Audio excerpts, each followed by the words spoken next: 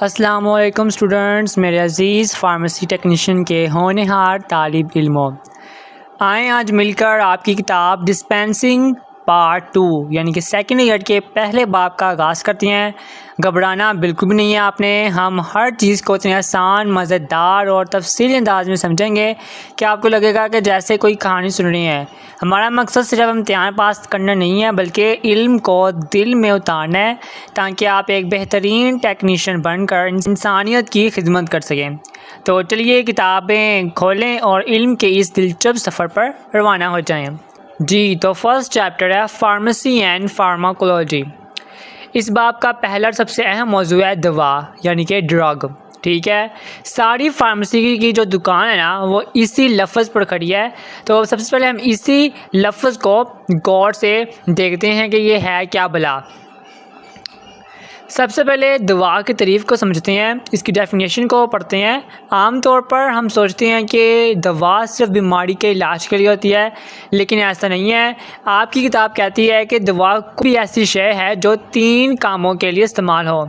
सबसे पहले डायग्नोस, बीमारी का पता लगाने के लिए। मिसाल के तौर पर कुछ टेस्टों में एक ख़ास किस्म का महलूल पाया जाता है ताकि एक्सरे में जिस्म के अंदरूनी अज्जा वाज़ेह नजर आएँ। वह माहौल भी एक दवा है। प्रिवेंट यानी कि बचाओ, बीमारी से बचने के लिए इसकी सबसे बेहतरीन मिसाल वैक्सीन है, जैसे पोलियो के खतरे जो बीमारी होने से पहले ही इससे बचाती हैं। और थर्ड नंबर पर है ट्रीट यानी कि इलाज, बीमारी को ठीक करने के लिए, जैसा कि बुखार के लिए पैनाडोल हम खाते हैं।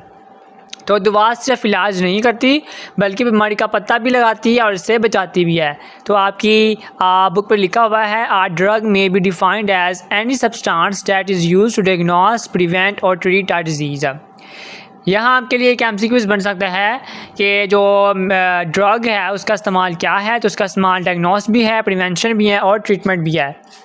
अब सवाल ये है कि दवाएं आखिर बनती किस चीज़ से हैं, इनकी नौइयत क्या है। तो जनाब, दवाएं मुख्तलिफ़ इक़साम की होती हैं, बिल्कुल ऐसे जैसे क्लास में मुख्तलिफ़ तबीयत के बच्चे होते हैं। तो कुछ बहुत सादा होते हैं, कुछ पेचीदा। तो इसी तरह जो अद्वियात हैं इनकी भी मुख्तलिफ़ किस्में होती हैं, जैसे कि इनऑर्गेनिक आयंस वाली होती हैं, जैसे लिथियम जो कुछ जहनी बीमारियों में इस्तेमाल होती है, और कुछ होती हैं नॉन पेप्टाइड ऑर्गेनिक मॉलिक्यूल्स, ज़्यादातर अद्वियात की केमिकली स्ट्रक्चर होती है। और कुछ होती हैं स्मॉल पेप्टाइड एंड प्रोटीन्स, जैसे कि इंसुलिन और न्यूक्लिक एसिड्स जदीद अद्वियात में जो इस्तेमाल होती हैं। कुछ होती हैं लिपिड्स यानी कि चिकनाई की किस्में होती हैं। कुछ होती हैं कार्बोहाइड्रेट्स, ये भी आपको हम आगे पढ़ाएंगे। जैसे कि आपकी बुक पर लिखा हुआ है drugs in common using inorganic ions, non peptide organic ions, small peptides and proteins, nucleic acids, lipids and carbohydrates. कुछ दवाएं हमें पौधों या जानवर से भी मिलती हैं, जैसे पुराने ज़माने में हकीम जड़ी बूटियाँ इस्तेमाल करते थे, जबकि कुछ जज़वी तौर पर या मुकम्मल तौर पर लेबार्ट्री में भी आर्टिफिशियल तरीके से तैयार की जाती थी। और आपकी बुक में लिखा हुआ है some are found in plants और animals and others are partially और कम्प्लीटली सिंथेटिक। सबसे पहले जो लिखा हुआ है वो लिखा हुआ है साइज़ एंड मॉलिक्यूलर वेट। ठीक है, तो साइज़ एंड मॉलिक्यूलर वेट के हिसाब से क्या लिखा हुआ है, अद्वियात का साइज़ भी बड़ा दिलचस्प होता है। कुछ बिल्कुल नन्ही मुन्नी होती हैं, कुछ बहुत बड़ी होती हैं, जैसे गाड़ियों में भी कुछ छोटी बड़ी साइकिलें होती हैं, कुछ फ़र्क होता है। तो इसी तरह जो आपकी मेडिसिन्स हैं इनमें भी कुछ बड़े कैप्सूल्स होते हैं, कुछ छोटी सी मेडिसिन होती है, कुछ बड़े बड़े होती हैं।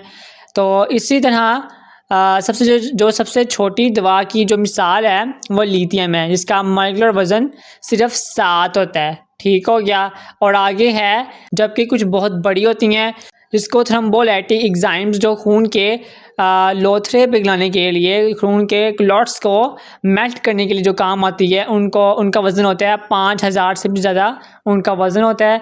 लेकिन मज़े की बात यह है कि ज़्यादा दवाएं ना बहुत छोटी होती हैं ना बहुत बड़ी होती हैं, बल्कि इनका वज़न 100 से या 1000 के दरमियान होता है। आपकी बुक पर लिखा हुआ है drugs vary in size from molecular wait.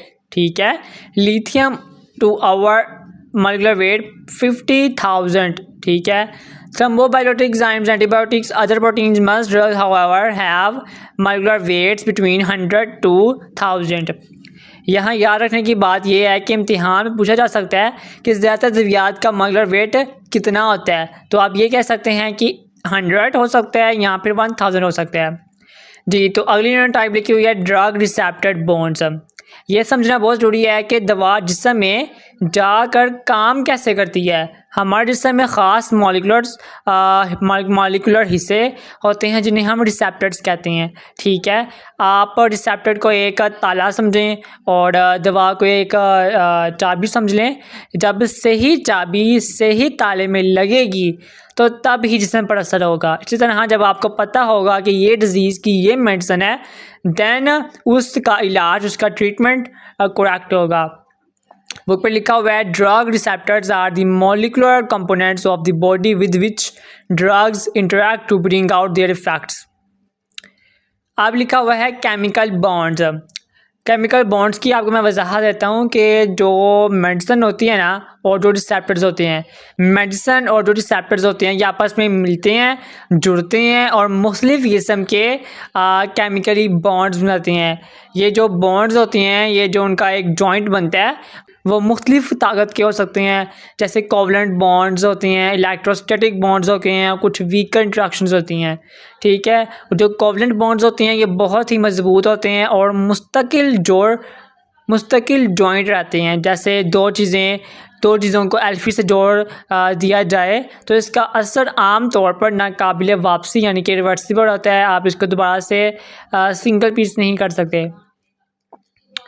तो आपकी इंग्लिश में लाइन लिखी हुई है chemicals bonds drugs bind two receptors with the variety of chemical bonds. These include very strong covalent bonds which usually result in irreversible reaction, somewhat weaker electrostatic bonds between a cation and an anion, and much weaker interaction hydrogen van der Waals and hydrophobic bonds। जी, तो इसके आगे लिखा हुआ है agonist and antagonist. अब ये क्या है? अब जब दवा यानी कि चाबी और रिसेप्टर्स यानी ताला से जुड़ती है तो दो किस्म के काम हो सकते हैं। एक हो सकता है एगोनिस्ट यानी कि ये जो चाबी है जो ताले में लग कर उसे घुमा देती है और दरवाज़ा खुल जाता है, यानी रिसेप्टर को एक्टिवेट कर देती है और अपना काम शुरू करवा देती है। तो ये क्या है? ये एगोनिस्ट है। और एंटागोनिस्ट क्या है? ये वो शरारती या नोटी आप कह सकते हैं चाबी है जो ताले में जाती तो है मगर उसे घुमाती नहीं है बल्कि ख़ुद भी फंस जाती है और असली चाबी को भी अंदर नहीं जाने देती। यानी ये रिसेप्टर को ब्लॉक कर देती है, इनहिबिट कर देती है और इसे काम करने से रोक देती है। तो इसको हम कहते हैं एंटा एगोनिस्ट। ठीक हो गया, एगोनिस्ट का भी आपको पता लग गया और एंटा एगोनिस्ट का भी आपको पता लग गया। जी, आगे बुक में लिखा हुआ है agonist and antagonist. If drug receptors binding results in activation of the receptor the drug is termed as agonist. If inhibition results the drug is considered antagonist.